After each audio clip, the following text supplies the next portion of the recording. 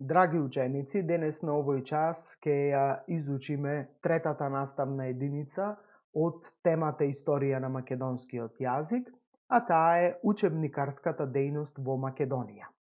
Прашањето за изборот на дијалектната основа на македонскиот литературен јазик особено доаѓа до израз во учебникарската дејност на нашите преродбеници.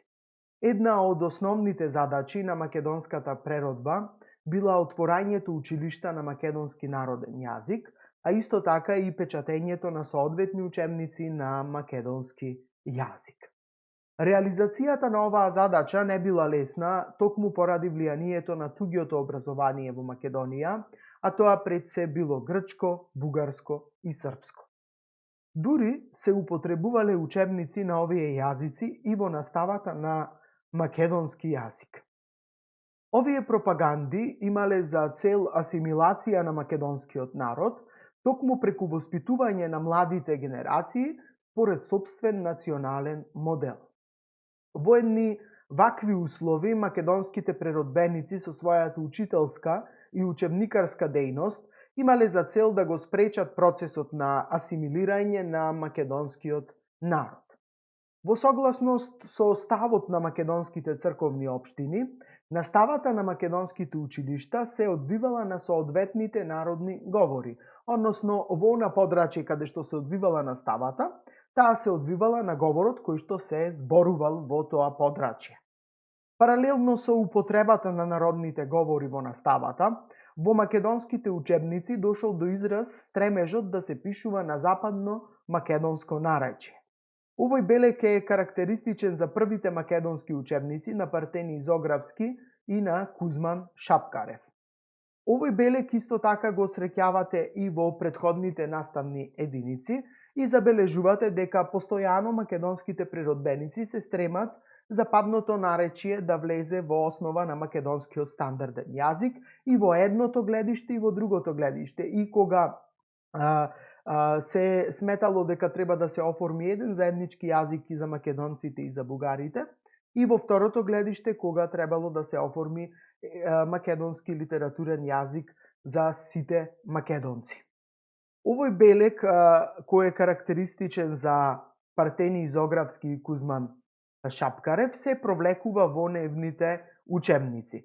Иако тие се залагале за заеднички македонски бугарски литературен јазик, самата практика им наложила дека наставата во македонските училишта треба да се реализира токму преку учебници пишувани на западно-македонските говори. Односно, наставата треба да биде реализирана на македонски народен јазик. Првите македонски учебникари, Зографски и Шапкарев, јасно ги истакнале своите погледи за местото на македонскиот јазик во образованието.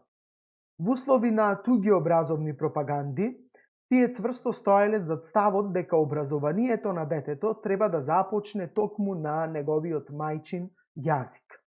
Како автори на буквари на македонски јазик, освен Зографски и Шапкарев, се подпишуваат и Димитар Узунов, Димитар Македонски, Јосиф Ковачев и Натанаил Зографски. Кузман Шапкарев е автор на повеќе читанки и учебници со црковна содржина, кои што биле напишани на македонски народен јазик врз основа на охридскиот говор.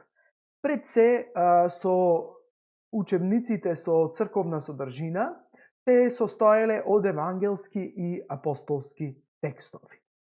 Учителската и учебникарската дејност на Зографски и Шапкарев на македонски народен јазик се одвивала во контекстот на црковно-училишната борба на македонскиот народ. Погледите за местото на македонскиот јазик во наставата особено доаѓаат до израз и преку дејноста на Ѓоргија Пулевски. Покрај учебници, Пулевски пишувал и речници и граматика и затоа тој се смета за солиден лексикограф и граматичар. Пулевски земал примери од учебниците на Зографски и Шапкарев и јасно нагласувал дека се напишани на македонски јазик. Учебниците, тоест речниците на Ѓоргија Пулевски, имале енциклопедиски карактер, затоа што од еден ист речник се добивале знаења од различни области. Со оваа концепција, Пулевски го нагласува местото на мајчиниот јазик во образованието, особено при усвојувањето на народната лексика. Речниците на Пулевски имаат значајна улога во збогатувањето на лексичкиот фонд на македонскиот јазик, не само во нагласувањето на народната лексика, туку и тој воведува оригинални нови зборови, преку кои ја направил и им ја докажал разликата на соседните народи меѓу македонскиот јазик и нивните јазици. Ѓоргија Пулевски успел да испечати еден дел од својата граматика под наслов Слогница речовска. На словната страна на Слогница речовска можете да ја забележите на овој слайд. Оваа граматика, Слогница речовска, била јасна потврда за процесот на формирање на македонскиот литературен, тоест стандарден јазик. Учебникарската дејност на Ѓоргија Пулевски на македонски јазик се одвивала во контекстот на национално-политичката борба на македонскиот народ.